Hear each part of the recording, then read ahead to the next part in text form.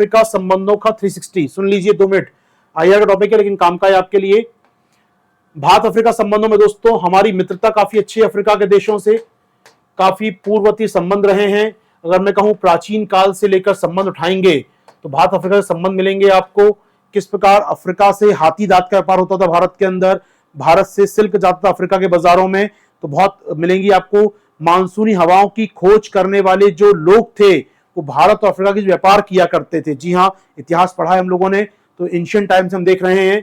उसके बाद ब्रिटिश काल में जब ब्रिटिश कब्जा था हमारे ऊपर, भारत से बड़ी संख्या में मजदूर गए साउथ अफ्रीका, गिरमिटिया मजदूर, केन्या, जिम्बाब्वे, मैं बात कहूं यहां से आप गए वो नाइजीरिया, जहां जहां ब्रिटिश कॉलोनी थी, बड़ी संख्या में भारतीय पहुंचे, विशेषकर केन्या के चाय बागानों में काम करने के लिए, या मॉरिशस ले गए यहां से वो, सेशल्स ले गए यहां से वो, गिरमिटिया मजदूर साउथ अफ्रीका पहुंच गए, उनका केस लड़ने गांधी भी चले गए। जी हाँ, तो बहुत जुड़ाव है हमारा अफ्रीका के साथ, मित्रता बहुत रही है।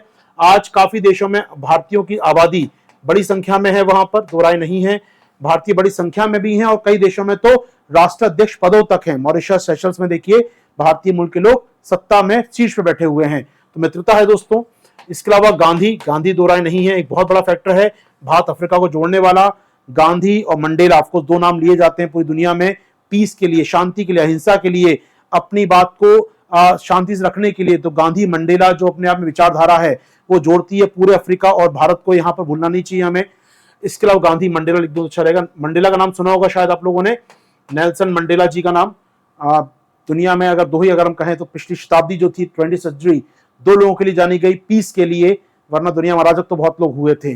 दो लोगों ने दुनिया में शांति स्थापित करने में मदद की, वो थे गांधी और वो थे यहाँ पर महात्मा गांधी और नेल्सन मंडेला की बात। आगे बढ़े दोस्तों कुछ आपके साथ 360 में अफ्रीका भारत के संबंधों में। याद रखिएगा, जब अफ्रीका के देश आजाद हो रहे थे भारत उनके लिए आवाज उठा रहा था।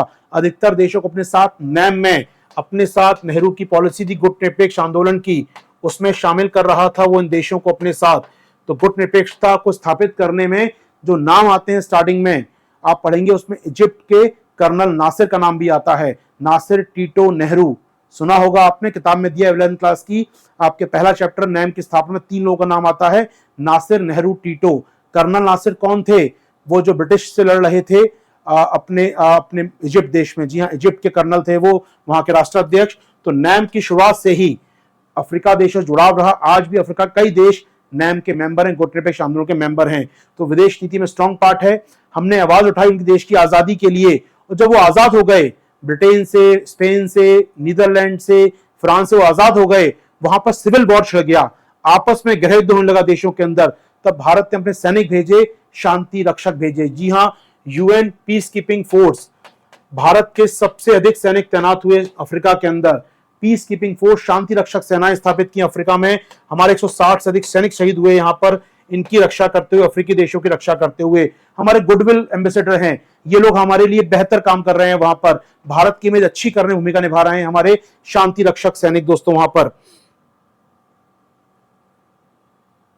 ठीक है, इसके अलावा दोस्तों, इसके अलावा बात करें और क्या रोल प्ले किया उन्होंने यहाँ पर, हम भारत अफ्रीका के संबंधों की बात करें, इकोनॉमिक रूप से काफी अच्छे संबंध हैं। अभी आपको बताया पूरी कहानी मैंने, 3 अरब से 70 अरब पहुंच गया, 200 पहुंचाने का लक्ष्य है। जी हाँ, तो 3 से या 2 से 3 अरब से 200 अरब का लक्ष्य। कहा हमारे पास कुछ साल पहले 3 अरब का ट्रेड था, आज 70 अरब का व्यापार होता है, बहुत जल्दी हो जाएगा 200 अरब डॉलर का व्यापार 2030 तक, ऐसा मानना है। तो ये संबंध आर्थिक संबंध है। ऊर्जा क्षेत्र देखिए दोस्तों, दो राय नहीं है, ऊर्जा में तो बहुत ही व्यापक संबंध है। यूरेनियम चाहिए होता है, तेल और गैस चाहिए होता है हमें इनसे। कोयला, भारत में कोयला मंगाते हैं दोस्तों इंडोनेशिया से, ऑस्ट्रेलिया से, वो मंगाते हैं उनसे।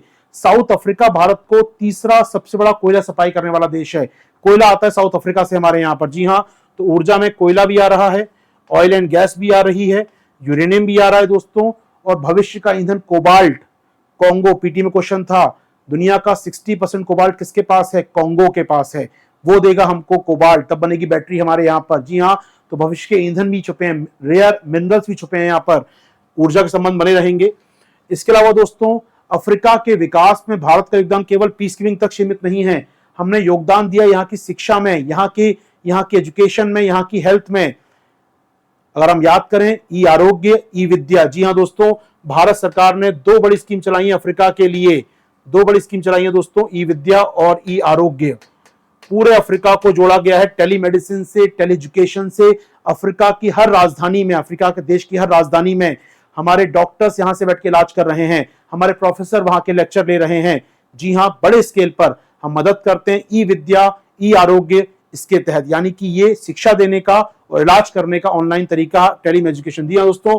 इसके अलावा अफ्रीका के देशों को भारत में स्कॉलरशिप दी जाती है, छात्रवृत्ति दी जाती है, हमारे यहाँ उनको पढ़ने का मौका दिया जाता है। बहुत बड़ी संख्या में डीयू में हम देखते हैं नाइजीरियन छात्र पढ़ रहे हैं, अफ्रीकन छात्र पढ़ रहे होते हैं, बच्चे पढ़ने आते हैं हमारे यहाँ पर इन देशों से। तो ना केवल हम लोग ट्रेड कर रहे हैं, इनके यहाँ कौशल विकास कर रहे हैं। अफ्रीका का विकास, हमारा विकास जुड़ा हुआ अफ्रीका के विकास के साथ, तो हम मिलकर काम कर रहे हैं अफ्रीका के साथ दोस्तों। इसके अलावा अफ्रीका के साथ हम देखें तो अफ्रीका में भारत ने हर प्रयास किया लोकतंत्र को बढ़ावा देने का। चुनावी कैसे कराते हैं चुनाव, ईवीएम मशीन के हमने ट्रायल दिए, वहां पर जाकर लोकतंत्र कैसे स्थापित हो। अफ्रीका में कोई तानाशाही को हटाया जाए, लगातार प्रयास भारत सरकार करती रही है। अफ्रीका में हर प्रकार की तानाशाही को, हर प्रकार के विरोध को, सूडान में हंगामा हुआ, हमने भारतीयों निकालना सीखा वहां से, हमने अपील की, सूडान में शांति की अपील करना प्रारंभ किया। जी हाँ, हम प्रयास करते हैं लोकतंत्र बढ़े अफ्रीका के अंदर, साथ चलें। याद रखिएगा, ये भारत ही था जिसने ब्रिक्स बनाया, अफ्रीका को शामिल कराया। जी हाँ, ये भारत ही था और ये भारत ही है जो आज G20 का समिट कर रहा है और अफ्रीकी कॉन्टिनेंट को एज अ गेस्ट इनवाइट कर रहा है। ये भारत ही है जिसने G20 के मंच पर अफ्रीका को एज अ कॉन्टिनेंट इनवाइट किया, आइए G20 में शरीक हुई है हमारे, वरना किसी ने नहीं किया आज तक। तो G20 का मंच इस बार जो होगा भारत में, वो वॉइस ऑफ साउथ की आवाज उठाएगा, दक्षिण की आवाज उठाएगा, दक्षिण मतलब गरीब देशों को उठाएगा, गरीब देश मतलब अफ्रीका की आवाज उठाएगा। जी हाँ, तो ये इंपॉर्टेंट बात है, भारत इनके साथ भी है।